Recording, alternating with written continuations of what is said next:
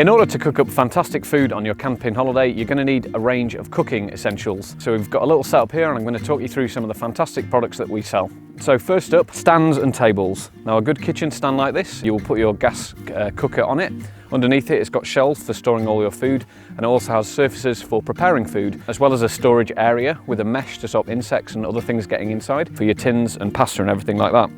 In addition to stands, we also do cupboards like this one. There again have storage shelves underneath with a mesh door to keep insects out, and hard tops which you can use for food preparation. Now at the heart of anybody's kitchen is the cooker. We do a huge range of cookers, from compact single burners to double burners and grills like this one, so you can cook up the food you would cook at home on the campsite. Pans are an essential item, so we do a variety of pan sets, from up to, pans almost like the ones you'll get at home to small compact ones for backpacking. The key thing about all these things is, compared to the stuff you have at home, is they're going to be much lighter, so there's less weight to carry in your car or if you're walking to your tent from your car.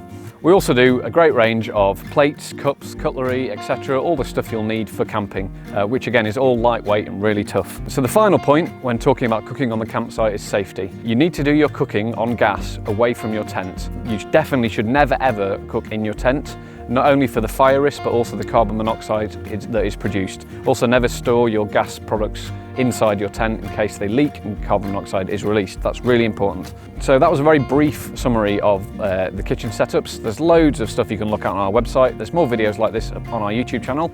I hope that's been helpful and thank you for watching.